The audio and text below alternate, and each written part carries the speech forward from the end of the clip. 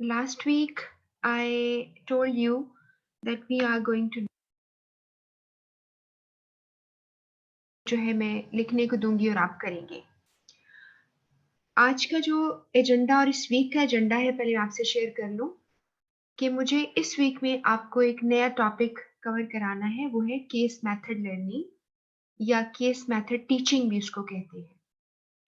अगर आज टाइम थोड़ा बच गया तो I would just introduce that और कल हम एक्चुअली एक केस मेथड लेकर उसके ऊपर फिर हम स्टडी करना शुरू कर देंगे।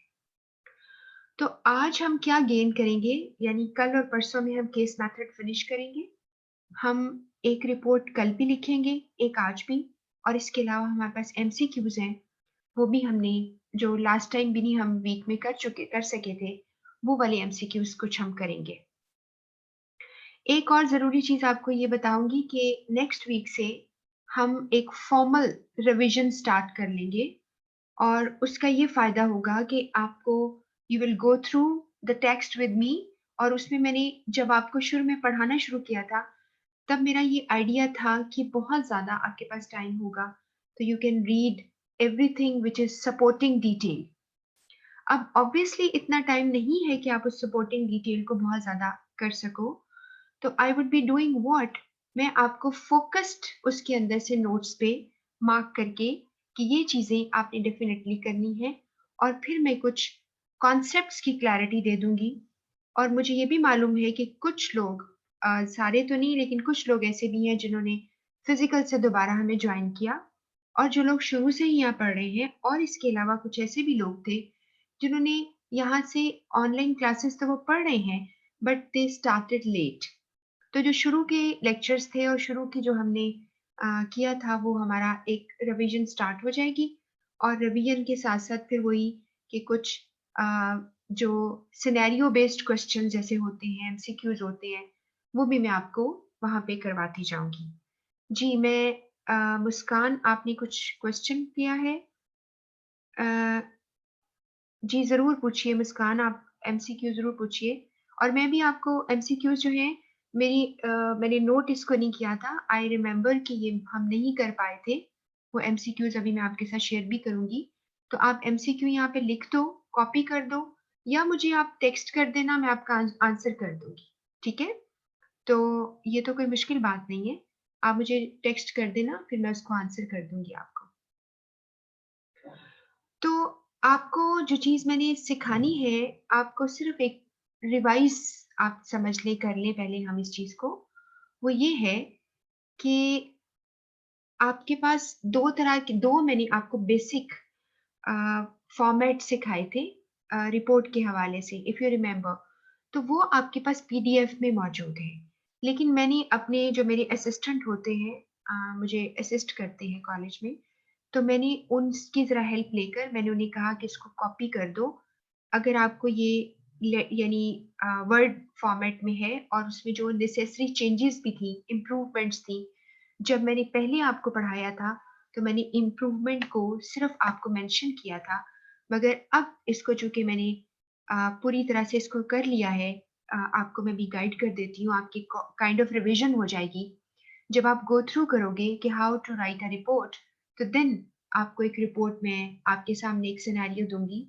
और आज कुछ थोड़े बहुत ज़्यादा अपनी लाइक बिजी होने की वजह से मैंने उसको दोबारा से रीराइट तो नहीं किया उस रिपोर्ट को। It was written by a group of students, लेकिन मैंने उसको आपको मैं गाइड कर दूंगी क्लियरली कि आप किस तरह लिखोगे, but that's written perfectly fine कि आप उसी तरह की रिपोर्ट लिखोगे। तो मैं अभी आपको सिनेरियो देने से पहले एक छोटा सा एक रीकैप दे दूं, ताकि आपको याद आ जाए कि हमने रिपोर्ट जो करनी थी वो की थी या पढ़ी थी, वो किस तरह से हमने प्रैक्टिकली एग्जाम में लिखनी है। और अभी जो आपके सीनियर्स हैं, immediate seniors, I talk to them and some of them told me कि उनको एक रिपोर्ट आती है और एक लेटर आता है, और मैंने आपको पहले भी ये बात कही थी कि ये अनइम्पॉर्टेंट सेक्शन बिल्कुल भी नहीं है कि आप कहीं नहीं 80 मार्क्स के एमसीक्यू से हम पास कर लें और हम मेमो और रिपोर्ट ना लिखना सीखें। वो वैसे भी आपके करियर के लिए अच्छी बात नहीं है। You should know how to write. तो यहाँ पर एक रिपोर्ट जो सिंपल आप कह सकते हो मेमोरेंडम रिपोर्ट आपके सामने है। अगर एग्जामिनर आपको ये कंफ्यूज आप ना हो जाओ इसलिए बता रही हूँ, अगर एग्जामिनर आपको कहता है कि आप एनालिटिकल मेमोरेंडम रिपोर्ट लिखिए, तो आप ये समझ लो, ये बार बार मैं आपको बता चुकी हूँ, इसका मतलब ये है कि इसका फॉर्मेट जो है मेमोरेंडम होगा। फॉर्मेट इसका जैसे कि आपको नजर आ रहा है, टू फ्रॉम सब्जेक्ट डेट या डेट सब्जेक्ट। और एनालिटिकल का मतलब है कि इसके अंदर रिकमेंडेशन जरूर होनी चाहिए। अगर वो कहता है कि मेमोरेंडम इंफॉर्मेशनल रिपोर्ट लिखो, तो उसमें वो साफ आपको कह रहा है कि रिकमेंडेशन नहीं देनी। उस सूरत में आप कंक्लूजन पे अपनी रिपोर्ट को एंड करोगे।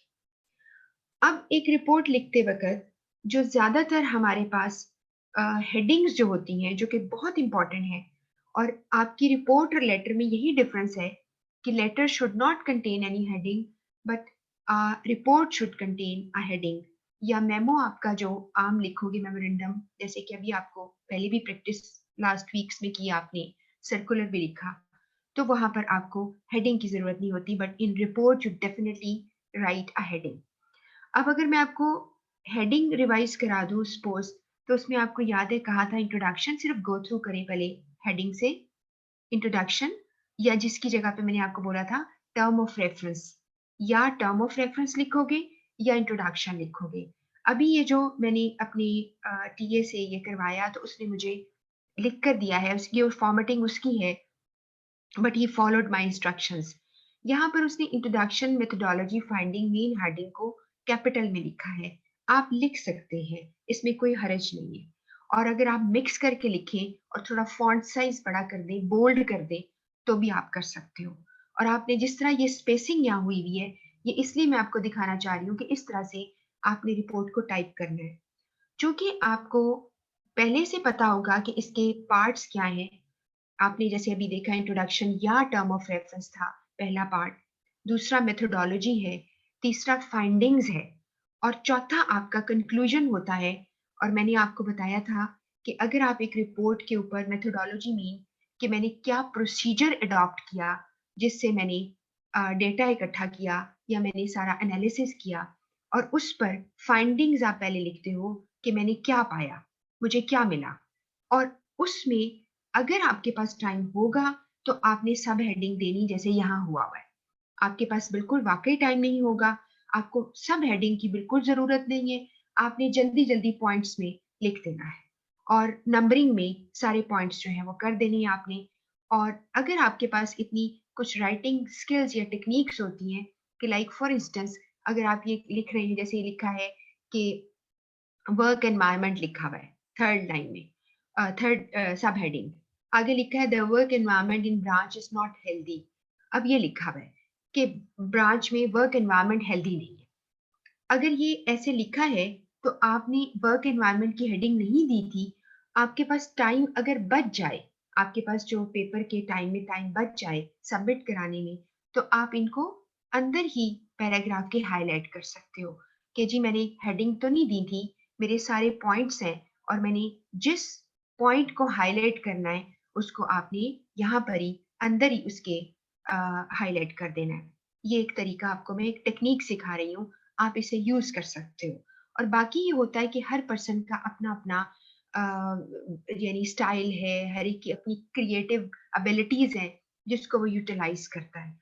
इसीलिए एक बात बहुत इंपॉर्टेंट है जो मैं समझती हूँ कि मैं अपनी, आप समझ ले कि जिंदगी का एक फॉर्मूला है मेरा, कि अगर कोई पर्सन किसी भी चीज में कोई लर्निंग करता है, तो वो लर्निंग उसको हेल्प करती है किसी और फील्ड की लर्निंग में। तो जो लोग बड़े क्रिएटिव होते हैं, उन्हें चीजें मैनेज करनी आती हैं, घर से लेकर ऑफिस तक, if they can manage things, तो उनको हर चीज जो है मैनेज करनी आ जाती है। ठीक है, तो आप इसी तरह ही कोई ना कोई टेक्निक अडॉप्ट करते हैं। किस तरह करते हो? Because you focus your attention on to your audience, on to your receivers. आप रिसीवर की नीड्स को लेके चलते हो और फिर उसके मुताबिक चीजों को यानी प्रेजेंट करते हो। तो आपको मैंने ये बताया, कंक्लूजन आ गया, नेक्स्ट हेडिंग है, और लास्ट आपकी हेडिंग आ जाती है रिकमेंडेशंस। कुछ ऐसी रिपोर्ट्स भी होती हैं जैसे कि उसमें आप समरी भी लिखते हो। अब ये आपका काम नहीं है, मैंने आपको पहले भी बताया था। आपको बिल्कुल समरी नहीं लिखनी क्योंकि आपके पास टाइम नहीं है। हाँ, अगर रिपोर्ट आपकी आ गई है, इंफॉर्मेशनल रिपोर्ट, और उसमें आपने रिकमेंडेशंस नहीं देनी, तो आपका इतना टाइम सेव हो गया है। वहां पर आप क्या करो कि कंक्लूजन पे खत्म कर दो तो बेहतर है। मैं आपको ये सजेस्ट करूंगी, आप कंक्लूजन पे खत्म कर दें कि ये चीजें कंक्लूड किया है। इसका मतलब है कि आपका बॉस जो है वो आपसे रिकमेंडेशन नहीं चाहता, वो जो भी डिसीजन लेना चाहता है वो ले लेगा। ठीक है, तो अभी मैं आपको एक दफा फिर याद रखो कि आपकी कोई भी रिपोर्ट हो, चाहे मेमो फॉर्मेट की हो या वो लेटर फॉर्मेट की हो, दोनों सूरतों में आपकी जो हेडिंग्स हैं वो introduction, methodology, findings, conclusion optional है, और रिकमेंडेशन। तो आपने इनकी हेडिंग अगर दी, आपने इस तरह से प्रेजेंट की, तो आप कभी हो ही नहीं सकता कि आपको मार्क्स ना मिले। ठीक है, अब यहाँ पर मैंने खाली यहाँ पर लिखा था मेमोरेंडम, और एक फिर आपने लाइन छोड़नी है बीच में। अगर आपने कंपनी का नाम इसके ऊपर देना है, फिर मेमोरेंडम रिपोर्ट लफ्ज लिखना है पूरा, आप वो भी लिख सकते हो, पूरा मेमोरेंडम रिपोर्ट बिल्कुल लिख सकते हो। और इसके बाद आपको, अगर मेमोरेंडम कर रहे हो, तो आपने क्या करना है, ये आपने टू फ्रॉम सब्जेक्ट डेट या डेट सब्जेक्ट की हेडिंग आपने लगानी है, जिससे एग्जामिनर जो है उसको पता चल जाएगा कि आपको रिपोर्ट का फॉर्मेट बहुत अच्छी तरह आता है। और जो लेटर रिपोर्ट होती है, उसमें या तो आप लेटर का फॉर्मेट यूज कर लेते हो, तो या फिर एक सिंपल फॉर्मेट करते हो जो मैं अभी आपको दिखाती हूँ। और एग्जामिनर यूजुअली आपको कुछ भी नहीं कहेगा, वो बस कहेगा रिपोर्ट लिखो। और फिर आपको, आपकी मर्जी है कि विद इन आप अपनी ऑर्गेनाइजेशन लिख रहे हो, तो मेमोरेंडम के साथ आगे मेमोरेंडम रिपोर्ट का लफ्ज लिख दे, ताकि उसे क्लियर हो जाए कि you are writing following the format of a memorandum. आप ऐसे कर रहे हो, जिससे क्या होता है कि आप एक से अ पर्सन, उसको क्या पता कि आपके अंदर क्या एबिलिटीज है जब तक कि आप लिख के नहीं दिखाओगे। ठीक है, अब यहाँ पर ये जो रिपोर्ट हमने पढ़ी थी, आपको याद अगर हो तो, ये जो लोग लेट ज्वाइन किया या जिन लोगों ने इसको नहीं पढ़ा, तो इसमें हमने ये किया था कि मिस्टर एक्स वाई जी हैं, जिसको आप लिख रहे हो, वो रीजनल मैनेजर कस्टमर सर्विसेज है। वो रीजनल मैनेजर है कस्टमर सर्विसेज का। आप एक मैनेजर ह्यूमन रिसोर्स हो। ये आपको एक सिचुएशन थी, यहाँ पे सिचुएशन नहीं लिखी हुई, यानी सिनेरियो नहीं दिया हुआ, सिर्फ एक रिपोर्ट है मेरे पास। और यहाँ पर एबीसी जो लिखा है मैंने, वो आगे आप ज्यादा बेहतर होगा, मैं इसको और क्लियर करके बता देती हूँ। यहाँ पे लिखिए एबीसी, आप लिखेंगे नेम, यानी आपका नाम एबीसी है, आप मैनेजर ह्यूमन रिसोर्स हैं, वो मिस्टर एक्स वाई जी हैं। आपने उसके नाम के साथ लगाना है कर्टसी टाइटल, मिस्टर या मिसेस अगर वो लिखते हैं, जैसे मैंने बड़ी दफा आपको ये बात बताई, या मिस, एमएस। एमएस किस लिए होता है, जब आप किसी खातून को एड्रेस करते हो और उसका मैरिटल स्टेटस जो है वो क्लियर नहीं है, तो आप आर की जगह, यहाँ एमिस्टर में आर लगाए ना, यहाँ पे स्मॉल एस लगा देते हैं, तो उसे साउंड जो आपकी होती है वो मिज साउंड होती है। ठीक हो गया, तो इसी तरह आपने डेट लिखी, और डेट में आपको वही तरीका जो लेटर में सिखाया था, कि या तो मंथ के बाद डेट लिखोगे, यहाँ पे मैं 05 कर दूं, ज्यादा बेहतर हो जाएगा, 05,2008, ये भी ठीक है। अगर आपने 05 फरवरी से इधर लिखना है लेफ्ट साइड पे, तो आप यहाँ पर कॉमा नहीं लगाओगे, बल्कि 2008 साथ जोड़ दोगे। तो इस तरह से आपकी डेट लिखी जाएगी। अब यहाँ पे report on customer complaints against Sultan Ahmad, वहां पे सिचुएशन में था कि एक पर्सन है जो कि कस्टमर डिपार्टमेंट में है, कस्टमर सर्विस देखता है, और उसकी जो आई हुई है, कंप्लेंट्स आई हुई है, तो उसको आपने देखना है कि जी उसकी पहले एफिशिएंसी बहुत अच्छी थी, लेकिन अब उसकी एफिशिएंसी जो है वो ठीक नहीं है। अच्छा, यहाँ पर आप देखो ऊपर ये जो आ जाता है ना लाइट, आपको ग्रीन रेड कलर, तो आपको पता है स्पेलिंग के लिए आता है, वो जगह का नाम होता है। यहाँ पर चूंकि सेंटेंस कंप्लीट नहीं है, इसलिए उसने ग्रीन कर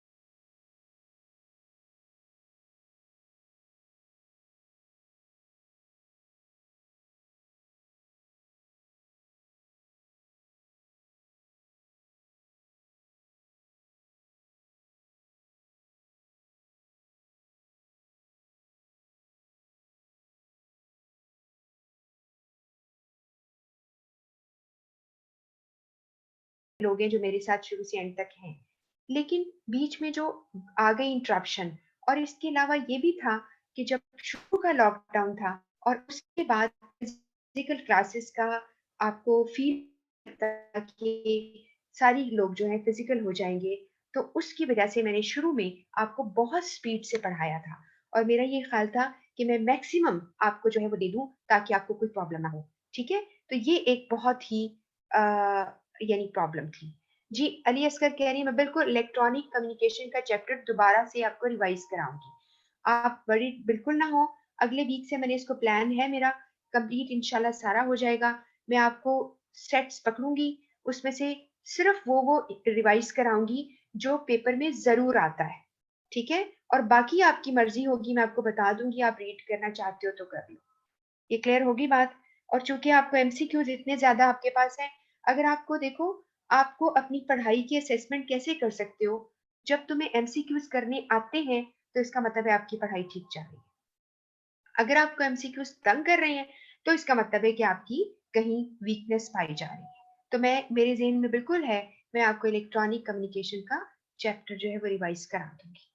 अच्छा, इसमें अब चलते हैं, चूंकि इलेक्ट्रॉनिक फिर वही बात है, कम्युनिकेशन ज्यादा आपको आई कैप की बुक में मौजूद है, इसलिए मैं वहां से आपको पहले भी पूरा चैप्टर पढ़ाया था, अब मैं आपको इंपॉर्टेंट चीज साथ रिवाइज कराऊंगी। यहाँ पर जी कस्टमर सर्विस ब्रांच थी, आई चुंदरीगढ़ रोड ब्रांच थी, जिसमें कि सुल्तान अहमद पहले बहुत अच्छा काम कर रहे थे। अब उन्होंने, उनके खिलाफ बहुत सी कंप्लेंट्स आई थी, इस रिपोर्ट में लिखा है। और ये वाली रिपोर्ट इस तरह वर्ड फॉर्म में है, मैं इसको कोई हेडिंग देकर, जैसे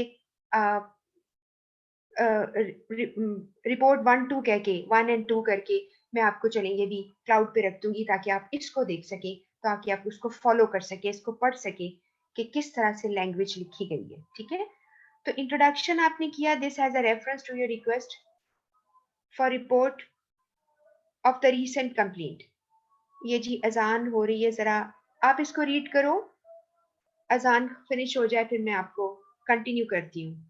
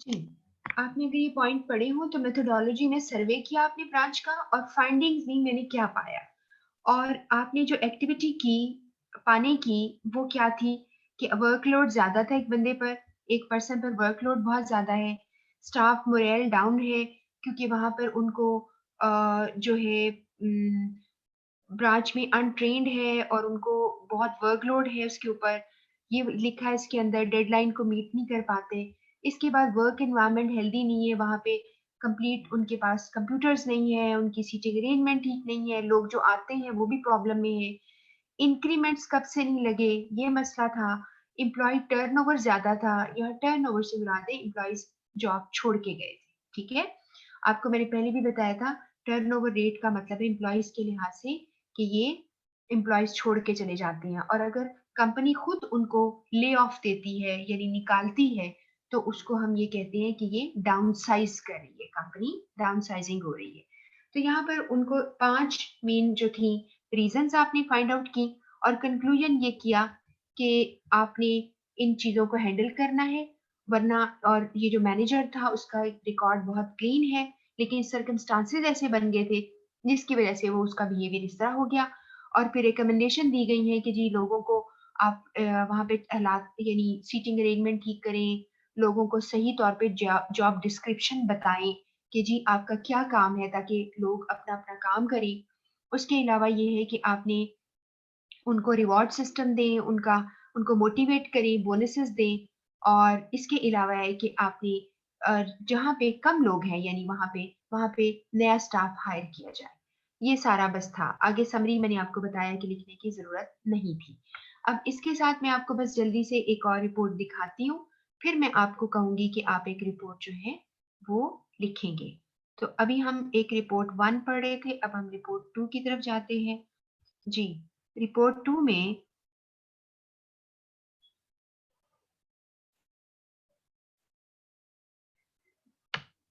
जी, इसको ध्यान से ज़रा देखिएगा।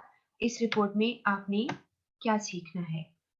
इस रिपोर्ट में देखो, कंपनी का नाम अगर वो देता है आपको, इवन एड्रेस दे देता है, तो आप कंपनी का नाम और एड्रेस लगा सकते हो, जैसे कि खतों में लगाते हो, आप कर सकते हो।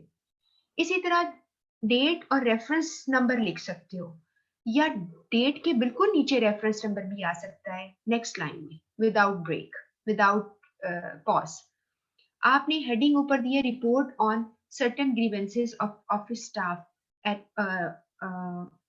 ऑफ फर्म या एट फर्म, कुछ भी है, ये आपने हेडिंग दे दी। आगे आपने डियर सर लिखा, क्योंकि आपको नहीं कहा गया था कि क्या फॉर्मेट करें, तो ये फॉर्मेट इज फाइन, आप इस पे भी रिपोर्ट लिख लेंगे तो चलेगा।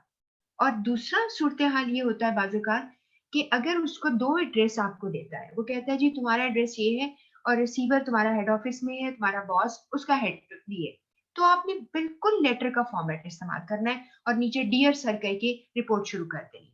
अच्छा, एक और बात इसमें बता दूँ आपको, और डियर सर के बाद आप ये जो सब्जेक्ट लाइन है, डियर सर के बाद भी लिख सकते हो।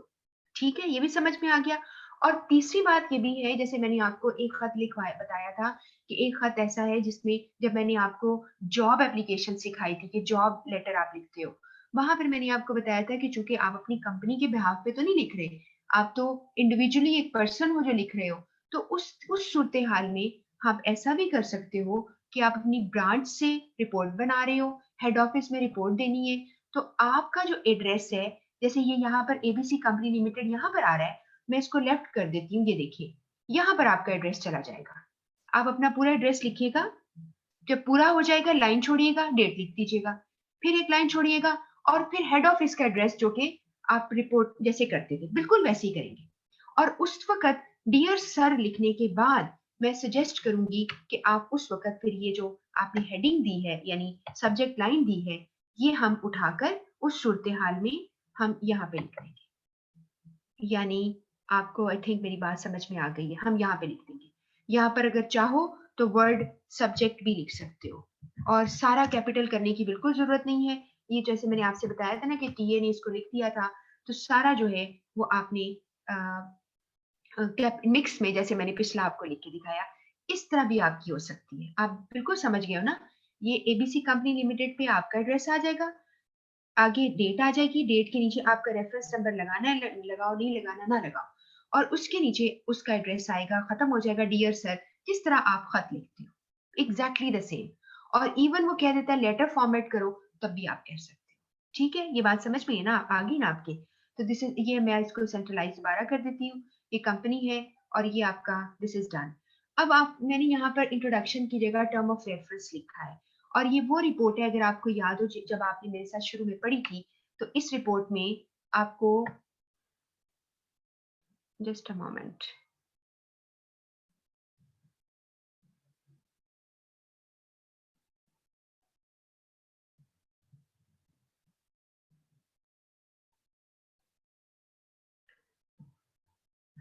जी, इस रिपोर्ट में आपने देखा है कि टर्म ऑफ रेफरेंस में हुआ ये था कि यहाँ पर कुछ ग्रीवेंसेस हैं लोगों की, यानी शिकायत है उनकी ब्रांच मैनेजर के लिए।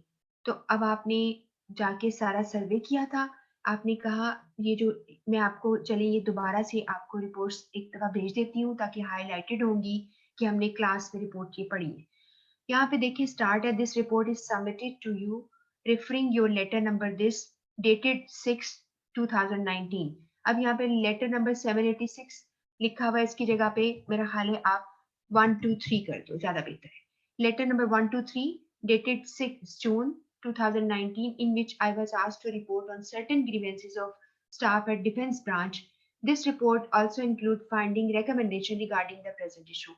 ये वाला आप अगर क्रैम कर लो, ये जो मैंने आपको रिपोर्ट नंबर 2 है, इस पे क्रैम कर लो, स्टार्ट ऐसे ही लिख देना।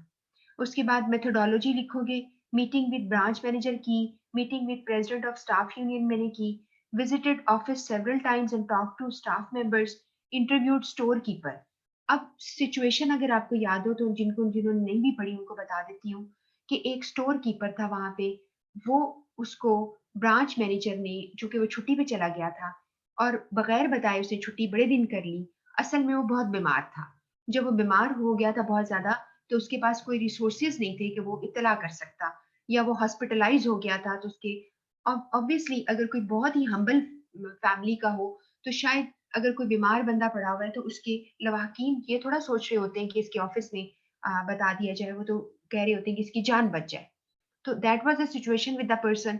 When he got back to the firm, वापस आता है, तो ब्रांच मैनेजर ने उसकी एक बात नहीं सुनी और उसको टर्मिनेट कर दिया, निकाल दिया। जब उसको निकाल दिया तो दूसरे लोग इनसिक्योर हो गए और उन्होंने कहा कि हमें भी किसी वक्त निकाल दिया जाता है। तो वो काफी उन्होंने जो है ना, जैसे कहते हैं ह्यू एंड क्राई डेवलप किया। उन्होंने कहा जी हम तो काम ही नहीं करते।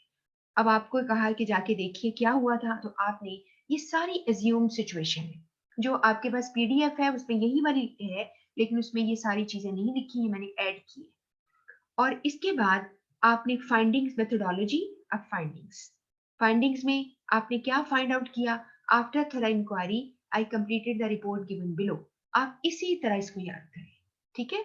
और मेथोडोलॉजी से भी अगर कोई लाइन बीच में पहले लगानी 1 2 3 से पहले, तो आई कह सकते हैं फॉलोड द मेथड, या the method I followed is as under, आप ऐसे भी लिख सकते हो और आगे 1 2 3 करके लिख दो।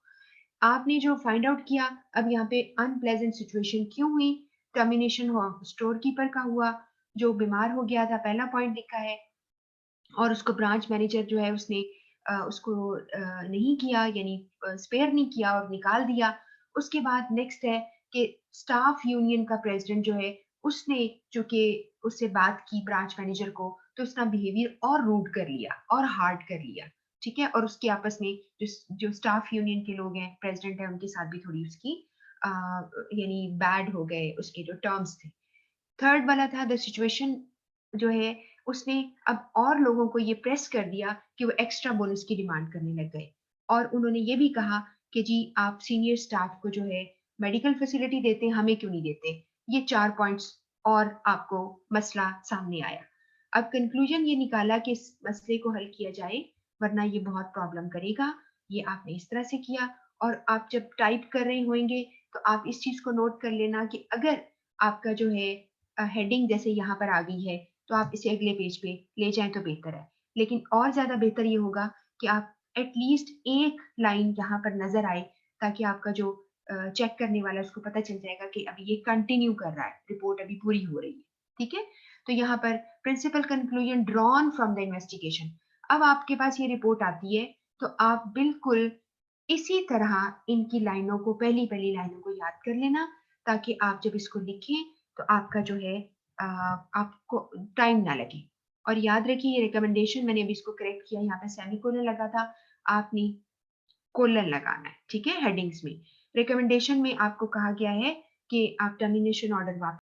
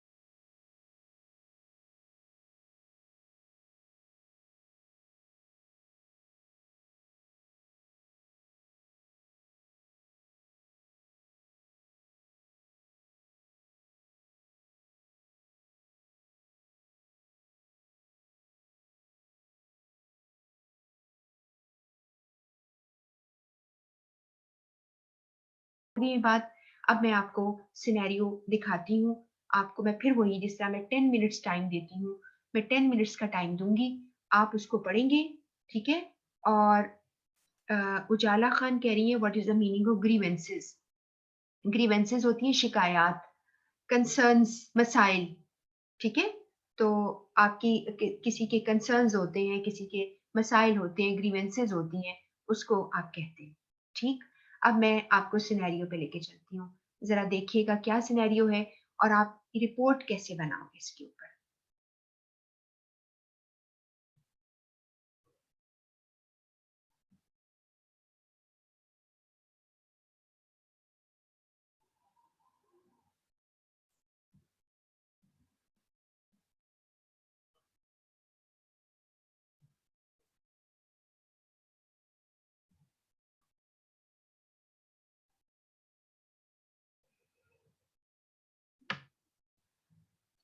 जी, ये सिचुएशन आपके सामने है। आप जरा सिचुएशन में आपके साथ थोड़ा सा आपको गाइड करके पढ़ देती हूँ। मैं इसका पेज भी थोड़ा बड़ा कर देती हूँ ताकि आप इजीली देख सको। जी, यहाँ पे लिखा है रिपोर्ट राइटिंग में, ये आसान रिपोर्ट है, इतनी मुश्किल नहीं है। कभी कभार तो कुछ थोड़ी मुश्किल भी रिपोर्ट आ जाती है और आपको काफी ज्यादा मैंने रिपोर्ट्स दी हुई हैं। रिपोर्ट के जो आपको नोट्स हैं उसकी एंड में बहुत सी रिपोर्ट्स बनी हुई हैं, लेकिन आप वो जो रिपोर्ट बनी हुई है उसमें हेडिंग्स अक्सर नहीं है। वो आईसीएमए की जो पुराना एक मेरे पास एडिशन पड़ा हुआ था उससे में से आपको मैंने दी है। तो आप हेडिंग देना आपका काम है, आप वहां से लैंग्वेज जरूर लर्न कर सकते हो रिपोर्ट की, ठीक है? तो आप उसके लिए ना प्लीज आप अपने आप को बर्डन ना करो, इतना ओवर बर्डन ना करो। आप आराम से टाइम एलोकेट करें। आप कहें कि जी मिस ने बता दिया है कि हम आपके पास रिपोर्ट्स पड़ी हुई है, आप वो रिपोर्ट्स निकालो, एंड में पड़ी हुई है रिपोर्ट वाली सेट के अंदर, और वो एक दफा उसकी पढ़ो, सिचुएशन सिनेरियो, और उसके ऊपर थोड़ा सा रीड कर लो। इसी तरह लेटर्स निकालो और 2-3 लेटर्स पढ़ लिए। इस तरह करके आप अपनी रूटीन को बना लें ताकि आपका 20 मार्क्स वाला पार्ट अलग ठीक हो जाए और बाकी आपकी जो पढ़ोगे टेक्स्ट आपका बाकी उसमें से आपका एमसीक्यू इंशाल्लाह हो जाएगा। जी, रिपोर्ट राइटिंग की सिचुएशन क्या है? Italian cuisine, a fast food chain, it attracts a great number, ये is a fast food chain है, is a fast food chain and it attracts a great number of customers in all its restaurants in 9 major cities in Pakistan. इस पूरी बात का मतलब है कि Italian cuisine एक रेस्टोरेंट की चेन है, फास्ट फूड वहां मिलता है, वो आप ग्रेट नंबर ऑफ कस्टमर्स को अट्रैक्ट करती है उसकी 9 मेजर सिटी ऑफ पाकिस्तान में उनके restaurants. There is one branch of Italian cuisine at Cavalry Ground branch, Cavalry Ground या ग्रेवली ग्राउंड लाहौर में है ये ब्रांच। और ये चूंकि मैंने इसको खुद सारा बनाया है इसलिए थोड़ा सा इसमें आपको मैं करेक्ट कर रही हूँ। There is one branch of Italian cuisine at Cavalry Ground Lahore since 2010. The restaurant at Kavli Ground gained much popularity in the first 2 years. It continued earning a huge profit for the next 5 years. यानी उसने अगले 5 साल जो है बहुत ज्यादा profit gain किया। Then it started experiencing decline. फिर उनका डिक्लाइन आ गया। The profits have been low in the past few years. और पिछले कुछ सालों में उनके प्रॉफिट बहुत लो हो गए थे। And this year you have barely managed to break even. आपने barely मुश्किल से मैनेज किया है। To break even का मतलब है कि आपका नुकसान और खर्चा जो होता है ना, एक्सपेंस आपका कितना है, जितना आपका लगते हैं पैसे उतने ही आपने कमा लिए। तो मुश्किल से सबकी आपने तनख्वाहें दी हैं, आपने वहां का जो रेंट होगा उस बिल्डिंग का वो दिया होगा, तो मुश्किल से आपके हालात पूरे हुए।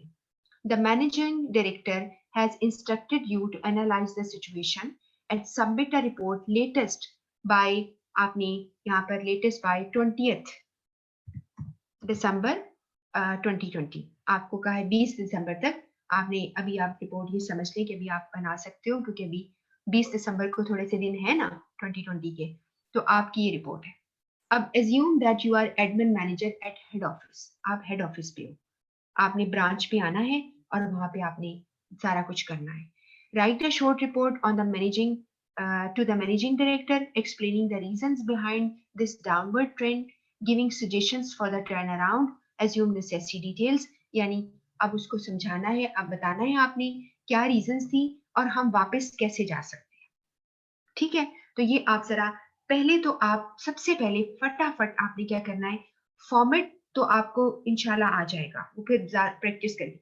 आप फ़ौरन के फ़ौरन ये सोचें कि आपने मेथोडोलॉजी क्या अडॉप्ट की, उस पे आपको क्या चीज़ें मिली वहाँ पर, सब एज़्यूम कर लो और फिर उसके ऊपर आप उनको कंक्लूजन निकाल लो कि जी हमें ये करना पड़ेगा। अगर कंक्लूजन का टाइम नहीं है, तो रिकमेंडेशन लिखो। ये आप लिखो और फिर मैं आपको अभी इसका सॉल्यूशन बताती हूँ। वो सॉल्यूशन भी आप जैसे स्टूडेंट्स ने लिखा हुआ है, लेकिन उसमें मैं कुछ चीज़ें साथ-साथ ऐड कर दूँगी आपको, ठीक है? आप इस रिपोर्ट को लिखिए, अभी मैं आपके साथ शेयर करती हूँ। आपको 10 मिनट्स का मैं ब्रेक दे रही हूँ। 3:50 मेरे पास हुए हैं, मैं आपको 4 दोबारा से जॉइन करती हूँ।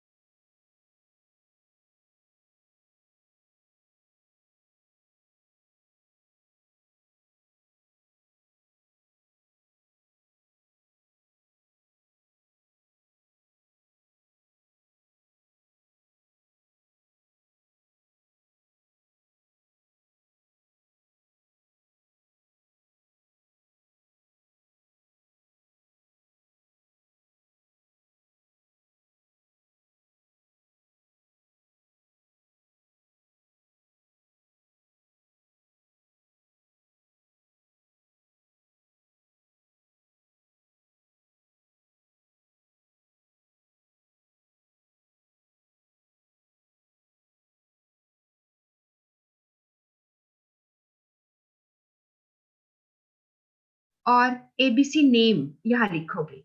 आपने ऐसा ही किया होगा, ठीक है? तो ये मैं आपको बता रही हूँ कि खुद से आप नहीं करेंगे। अगर वो कहता है आपको कि आपका नाम ये है और सेंडर का रिसीवर का नाम बताता है तो आप देंगे, वरना मिस्टर एक्स वाई जी और एबीसी नेम आगे कॉमा लगा के एडमिनिस्ट्रेशन मैनेजर हो, और अगर आप चाहो तो यहाँ पर एडमिनिस्ट्रेशन करके आगे फिर लिख दो हेड ऑफिस। आगे यहाँ पर अगर चाहो तो आप हेड ऑफिस जो है दोबारा से लगा सकते हो, ठीक है?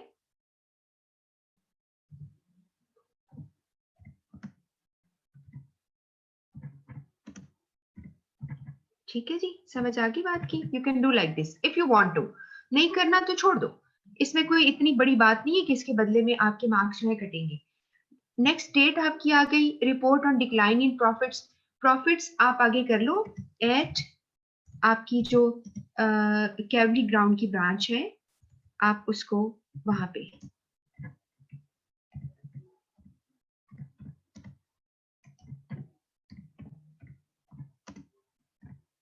ठीक है जी? अब आपका ये सही हो गया। इसके बाद आपने ये आपको मैंने बताया था कि जब आप एक हेडिंग लिखो तो बीच में आपको स्पेस देनी होती है।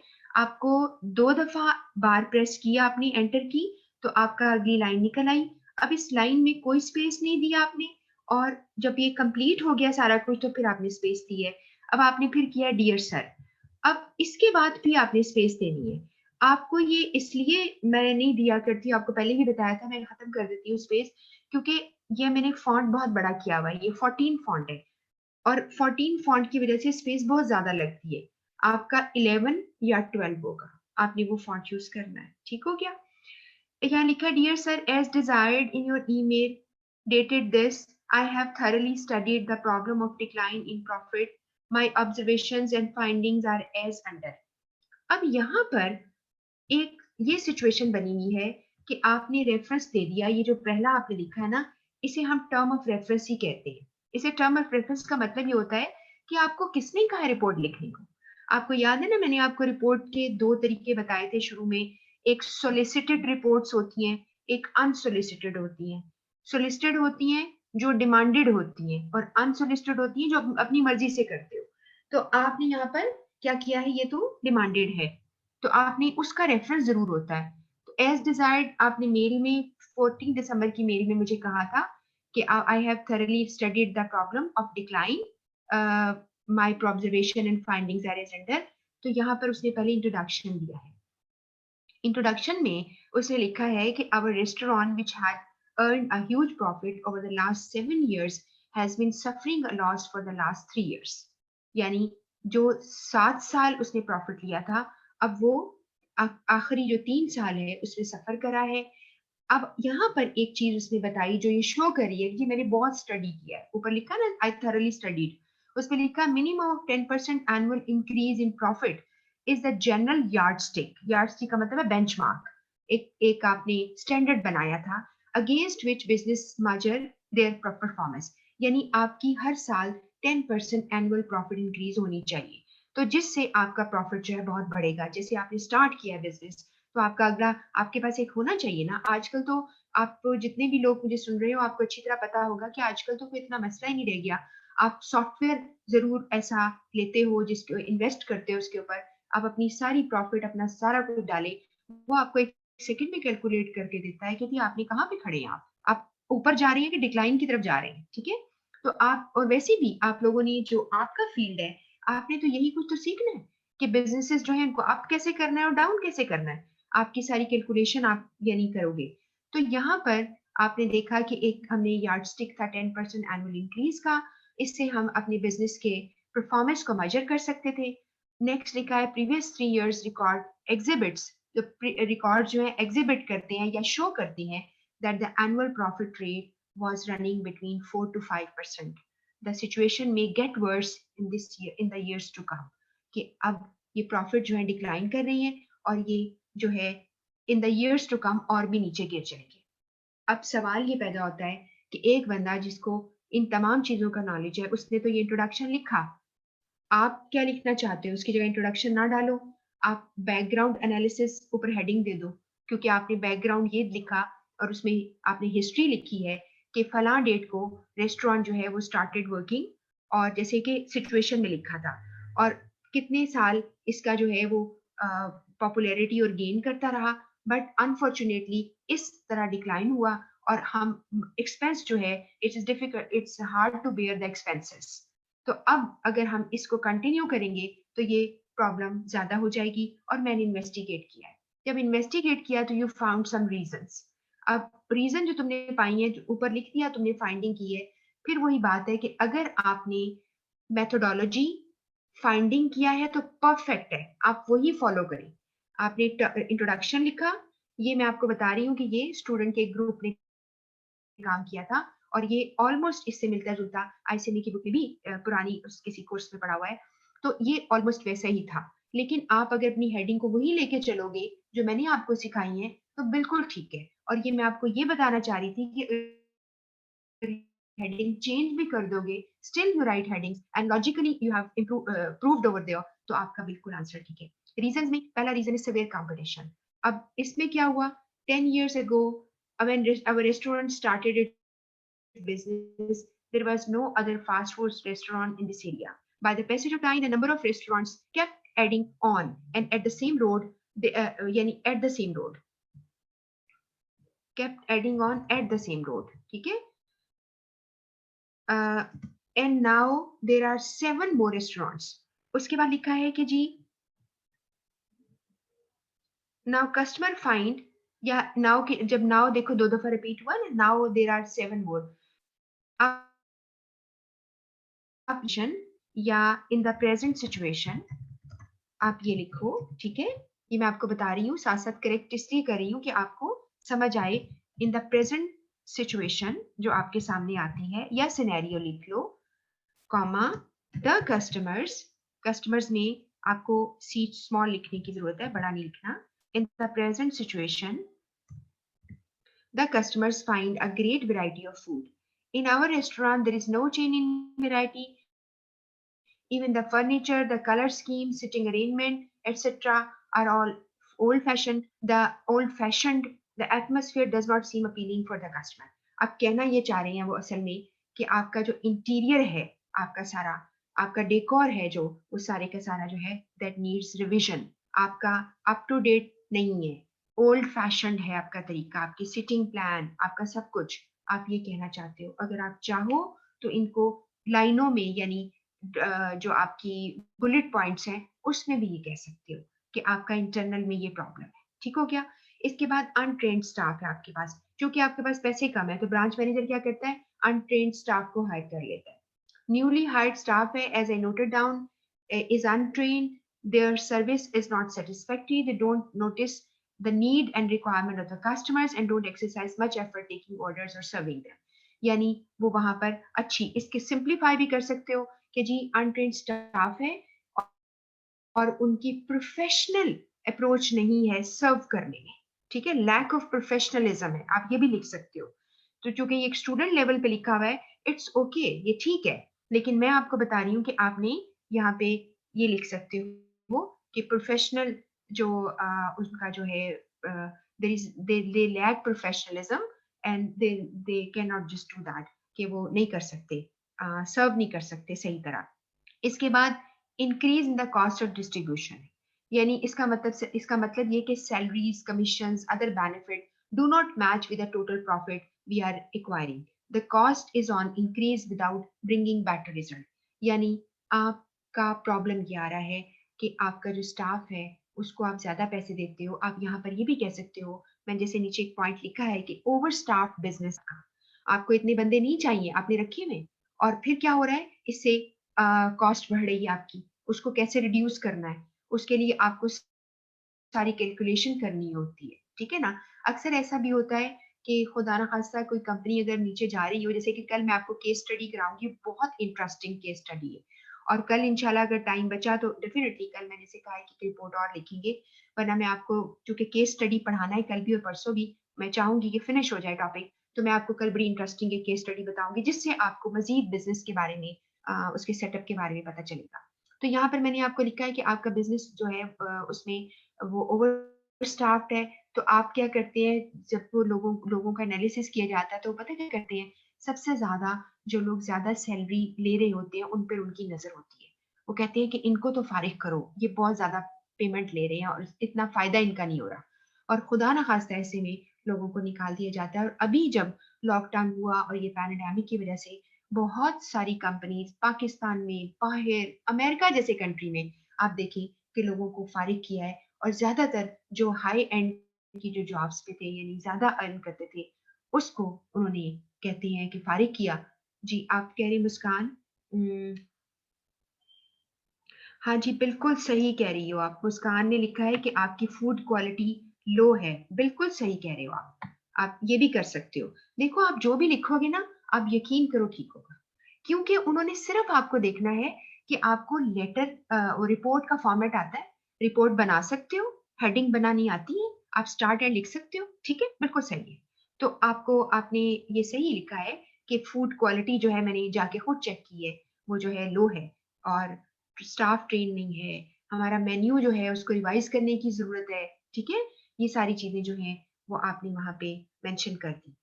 इसके बाद यहाँ पर और आया है, सजेशन आ गई है या रिकमेंडेशन, एक ही बात है। आप सजेशन लिखो या रिकमेंडेशन। अगर आपने कंक्लूजन लिखा है तो वो भी वही होगा कि आपने कंक्लूजन ये किया है।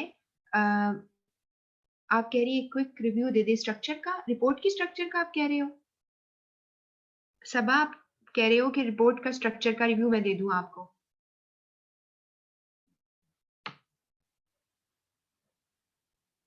देखिए मैं आपको अभी मैं क्लाउड का शेयर लिंक करूंगी आपको आपके ग्रुप्स में, और ये जो रिपोर्ट्स मैंने बनाई है और ये जो रिपोर्ट है मैं ऊपर लिख दूंगी सैंपल रिपोर्ट्स, और ये तीनों रिपोर्ट जो आज मैंने कराई है मैं आपको भेज दूंगी। और स्ट्रक्चर रिपोर्ट का वही है, मैं बार बार आपको बता रही हूँ। फॉर्मेट तो आपको समझ आ गया, लेटर या मेमो फॉर्मेट, वो तो टॉप की बात है। और नीचे जो स्ट्रक्चर आप दोगे उसमें बस आपने इंट्रोडक्शन दे देना, मेथोडोलॉजी दे देना, या प्रोसीजर या मेथोडोलॉजी एक ही बात होती है। और फिर आपने उस पर फाइंडिंग्स लिखनी है कि आपने क्या पाया, आपने मेथड जब आपने सर्वे किया तो क्या पाया, और फिर आपने उसके ऊपर जब आपने फाइंडिंग्स लिखी तो कंक्लूजन लिखना आपके लिए ऑप्शनल है। यहाँ पे कंक्लूजन जैसे नहीं ना धीमी, आप ना दें, टाइम ही नहीं आपके पास, तो आपने कंक्लूजन दिया, अगर दे दिया तो वेल एंड गुड, एक लाइन बेशक लिख दो कि कंक्लूजन हैज बीन ड्रॉन, जैसे कि मैं अभी आपको दूसरे वाली जो पढ़ाई है ना आज, उसमें कंक्लूजन जैसे स्टार्ट हुआ है, चाहे रिपोर्ट 1 का ले लो चाहे रिपोर्ट 2 का ले लो, जो तुम्हारा दिल चाहता है उनके स्टार्ट याद करो, ताकि तुम्हें टाइम ना वेस्ट करना पड़े। समझ रहे ना मेरी बात को। ये बातें जब मैंने शुरू में रिपोर्ट पढ़ाई थी तब भी सारी सिखाई थी, लेकिन अभी वही बात है ना कि कुछ लोग नए हैं या भूल गए या रिवाइज नहीं किया, उनको वो प्रॉब्लम आ रही है। और उसके बाद लास्ट वन था आपके पास है, आपने यहाँ पे सजेशन अगर दी है तो सजेशन देने का मतलब ये हो गया कि आपने इसकी जगह रिकमेंडेशन भी दे सकते हो, ठीक है। अच्छा अब पूछ रहे हैं शाहजेब भी पूछ रहे हैं कि आपने, देखो रिपोर्ट की लिमिट नहीं होती वैसे बाय द वे, लेकिन आप लोग जब लिखोगे ना, चूंकि आप फॉर्मेट फॉलो करोगे ना, हेडिंग्स वगैरह लगाओगे, अगली लाइन छोड़ोगे, तो आपकी 2 पेज की बनी जाएगी, बस इससे ज्यादा जरूरत नहीं है, दैट्स इट। और इतना भी खपने की जरूरत नहीं है कि जी एक एक चीज हमने बहुत जबरदस्त की तो, क्योंकि ज्यादातर बच्चे जो हैं, मैं चूंकि खुद पेपर मार्क करती हूँ, मुझे पता है लोगों को एबीसी नहीं आती, लोगों को फॉर्मेट का तो पता ही नहीं होता कि फॉर्मेट कैसे करना है, ठीक है। तो वो आपका जो है, ये मैं भी आपको इंशाल्लाह शाम तक आपको क्लाउड पे डाल दूंगी, और क्लाउड का लिंक शेयर करूंगी, जब चीजें अपडेट होती ना लिंक के ऊपर तो आप दोबारा से लिंक करें तो आपको वो चीज मिल जाती है, ठीक है ना, ये बात समझ में आ गई है ना। तो आपने वहां पे इसको देख लेना है। तो उसके बाद सजेशन कह लो या रिकमेंडेशन कह लो, ये हमने इस्तेमाल की और लिखा है। इस इनकी सजेशन क्या है जरा सुनिए। The restaurant must be renovated and modernised, the quality and variety of food should be improved, some effects should be put for the publicity of the changes project. देखो आपने आपने ये भी पॉइंट नहीं ऊपर लिखा कि आप पब्लिसिटी नहीं करते हो, आपकी मार्केटिंग का कोई तरीका ही नहीं है, आप मार्केटिंग ही नहीं कर रहे, जबकि आपके कंपेटिटर जो है इतनी मार्केटिंग कर रहे हैं।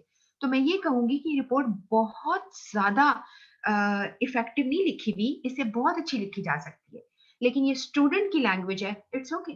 अब आप कहें कि जी आप तो बहुत ही मुझे, हमें आप हाई क्लास का सोल्यूशन दे और वो तो हमें नहीं आ रहा, तो मैं इसलिए आपको ये बता रही हूँ कि can do like this, it's okay. तो उसके नेक्स्ट है efficient and train staff must be hired है, या ये भी कह सकते हो कि जो एफिशिएंट ट्रेन हायर किया जाए और जो एलिजिबल स्टाफ है या आप समझते हैं कि उसको ट्रेनिंग करा दी जाए। The management must take active part to check the efficiency of the staff. Management को जो स्टाफ यहाँ की मैनेजमेंट है, ब्रांच मैनेजर है, उसको इसका ध्यान करना चाहिए।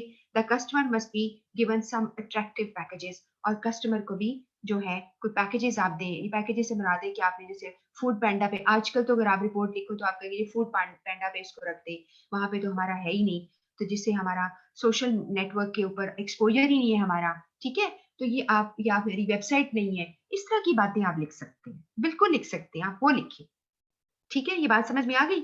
और जो 4-5 चीजें ज़हन में आती हैं उसको देखकर रिपोर्ट बना दो। इतनी ज़्यादा अपने आप को कॉम्प्लिकेटेड सिचुएशन में डालने की ज़रूरत नहीं।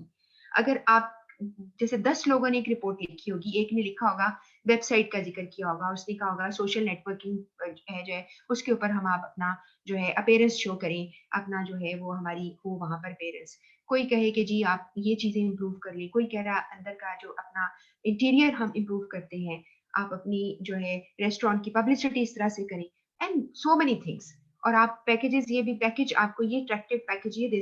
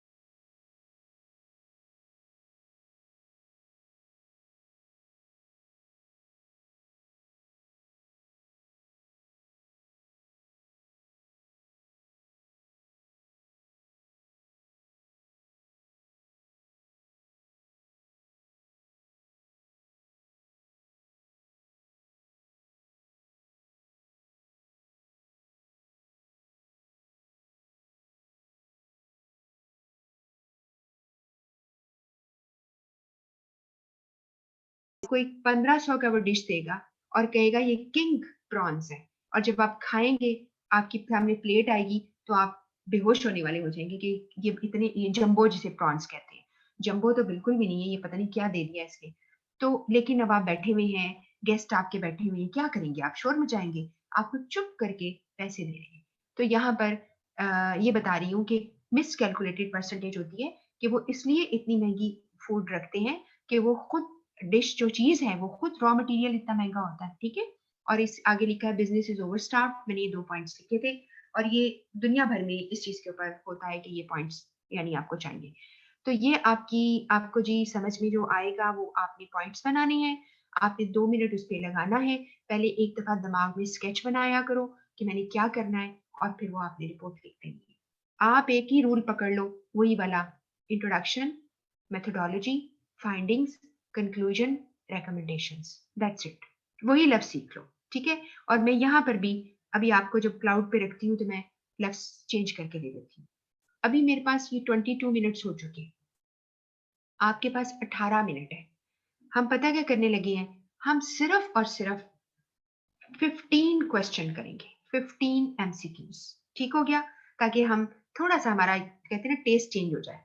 अब हम जा रहे हैं एमसीक्यूज करने और उसके 15 एमसीक्यूज सिर्फ करेंगे, फिर मैं आपको इसका सोल्यूशन बताती हूँ। जनाब कॉपी पेंसिल संभालें सब लोग और शुरू हो जाएं और काम करना शुरू करें। ये वो वाले एमसीक्यूज हैं जो लास्ट वीक हमने करने थे लेकिन हमारे पास टाइम नहीं बचा था। जी, यहाँ पर कुछ थोड़े से मिक्स किस्म के आपको मिलेंगे। पहला सवाल है, if it is necessary for you to reprimand one of your employees you should do so. जब आपने किसी को रिप्रीमैंड किया होता है, जी मैं सबा कह रही है डी आंसर है।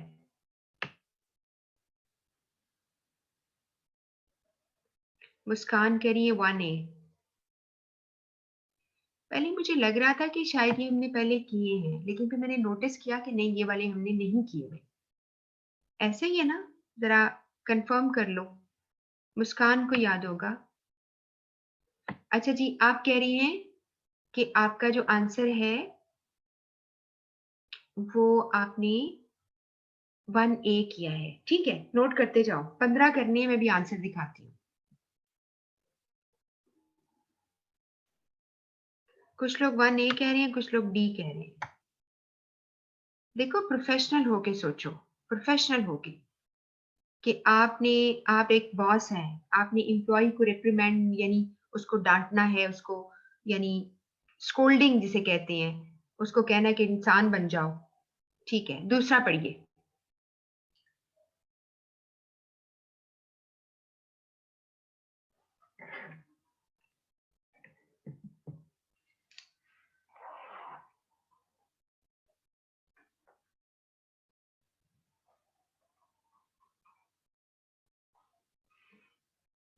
जी हो गया।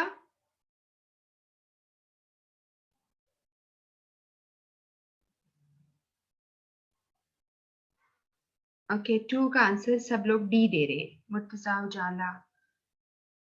ओके, अब थर्ड देखें। जी, नंबर 3। जी,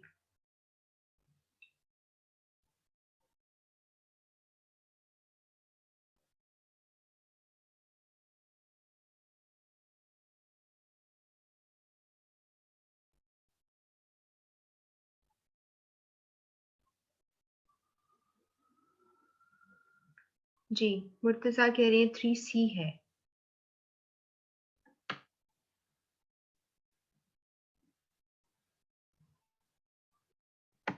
और शाहजेब भी कह रहे हैं 3C है। ठीक है, देखिए, अब मेरा ख्याल है आप लिख रहे हो, यानी अपनी कॉपी पे लिख रहे हो, तो ज्यादा बेहतर हो जाएगा, क्योंकि मैं जब आपको इसका रिव्यू दूंगी यानी रिजल्ट दूंगी तो फिर आपको सही समझ आ जाए।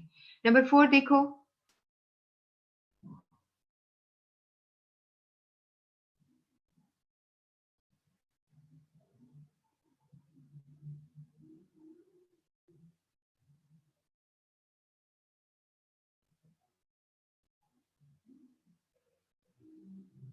जी डन।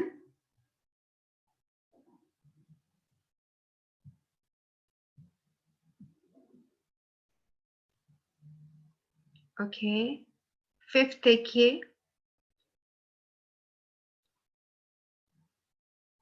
4 का आंसर बी ज्यादा लोगों ने कहा है। फिफ्थ को देखिए।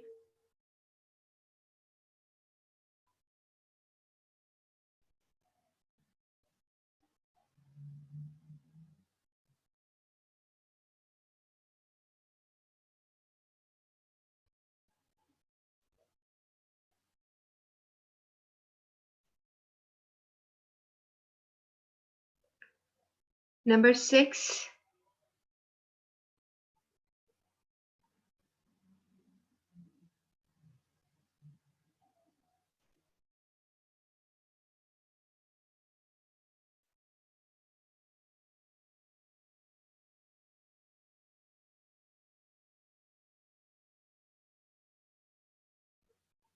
5C आंसर आए हैं आप लोगों के और 6 का ए आया है।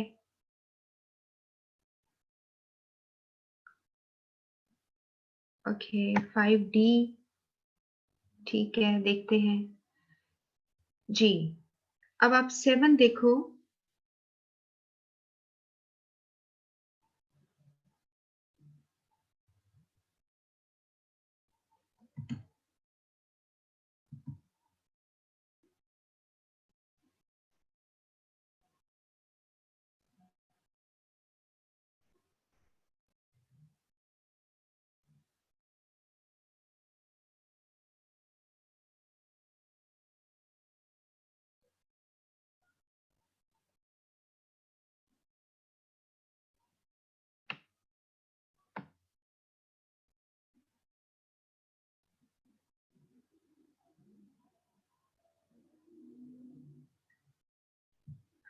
एट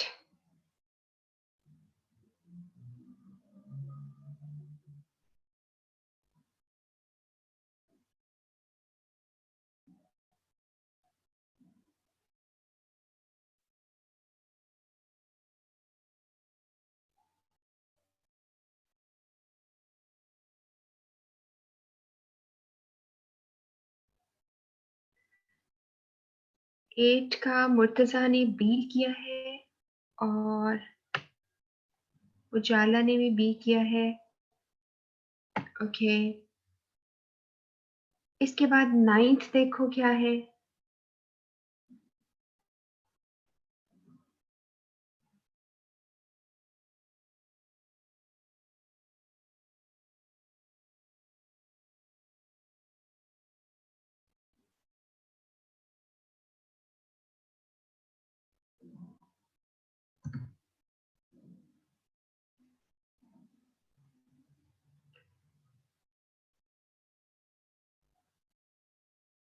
और मेरा ख्याल है पढ़ लिया आपने। अब 10th वाला।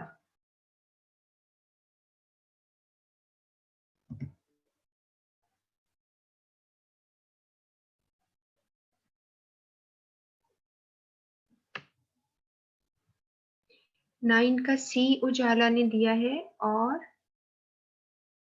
बाकी 10th पे क्या आंसर है आपका?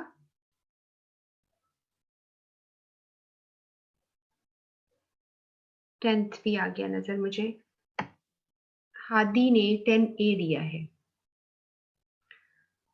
अच्छा जी, वे लेफ्ट विथ 10 मिनट्स हम यहाँ पे रोक देते हैं, ठीक है।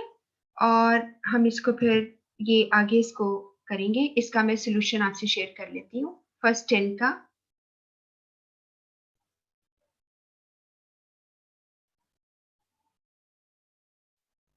जी फर्स्ट जो था आपका उसका आंसर ए है।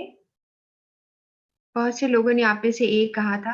ऑफिशियल आप लिखोगे उनको। और 2 जो था उसका डी है। अभी भी मुझे थोड़ा सा कराते हुए भी फील हो रहा था कि शायद ये हमने पहले किए हो क्लास में। आई डोंट रिमेम्बर ये वाले सारे नहीं किए, इस पेज पे बहुत ज्यादा है, बट मे बी मैंने किसी और क्लास को कराए हो।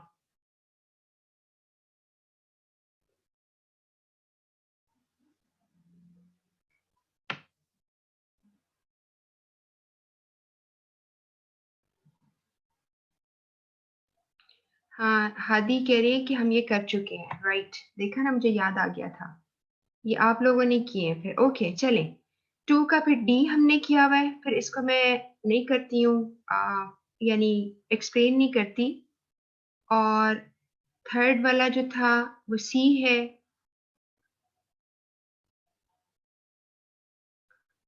फोर्थ वाला जो है दैट इज बी। 5 इज सी।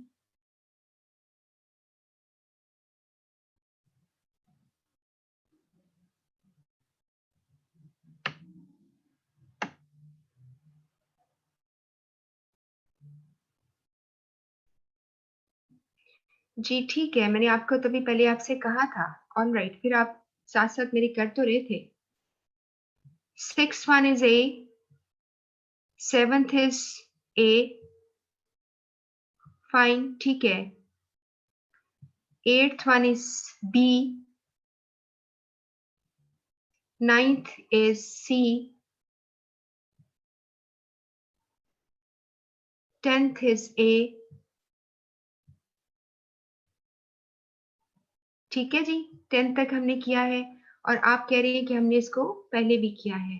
ठीक है, लेकिन इसमें मैं चेक कर लेती हूँ कि ये मेरे पास बहुत सारे हैं, ये तो MCQs, they are on 14 pages. तो मैं जो रह गए हैं फिर मैं चेक अभी कर लेती हूँ, then I will be doing with you the next class.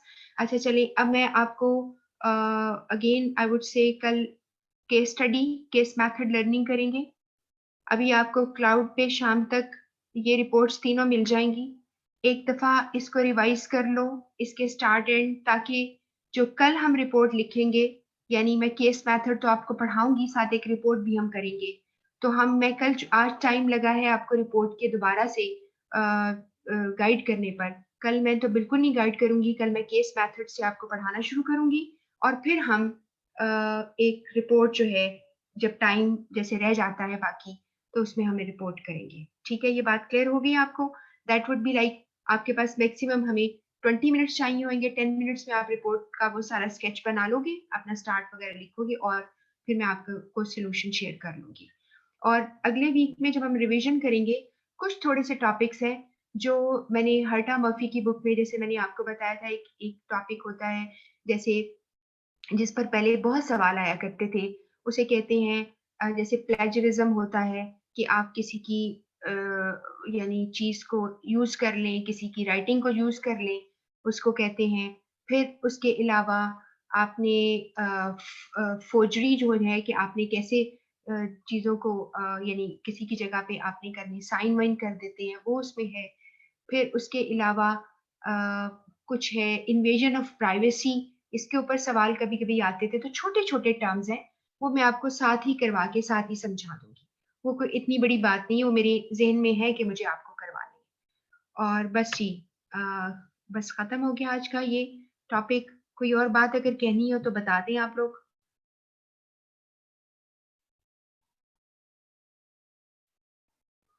Okay, चलें ठीक है। अब आप अपना बहुत ख्याल रखिए और रिवीजन स्टार्ट कर दीजिए। आप अपने, यानी रिवीजन तो मैं आपके साथ करूंगी, साथ साथ आप करते जाना, लेकिन प्लीज आप लेटर और रिपोर्ट को बिल्कुल क्लियर कर लो। और फिर एक कोई बात होगी कि थोड़ी देर के लिए आपको मैं लेटर और मेमो को भी एक दफा ब्रीफ कर दूंगी। तो सारे फॉर्मेट जो है मिक्स अप ना करना, मेमो का एक ही फॉर्मेट है, चाहे रिपोर्ट में यूज करो, तो चाहे तुम यूज करो इसे आम memo with in your like inter office memo जिसे कहते हैं। और लेटर का भी एक ही फॉर्मेट है। अगर आपको पूरा एड्रेस देगा तो आपने रिपोर्ट के टॉप पे इसी तरह लिख देना है।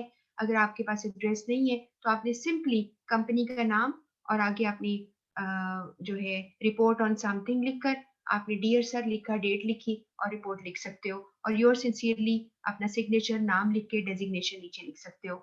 इसमें कोई बड़ी बात नहीं है, ठीक है। और जो उसके पार्ट्स हैं रिपोर्ट्स के, वो आप याद कर लेना, जो उसके स्ट्रक्चर उसका सारा था। ठीक है जी, अब अपना बहुत ख्याल रखिएगा, इंशाल्लाह नेक्स्ट वीक मिलेंगे। अल्लाह हाफिज। नहीं, नेक्स्ट वीक नहीं है, कल, आई एम सॉरी, कल मिलेंगे। इतनी क्लासेस हो जाती हैं तो आई फॉरगेट थिंग्स। ओके, इंशाल्लाह कल क्लास है हमारी।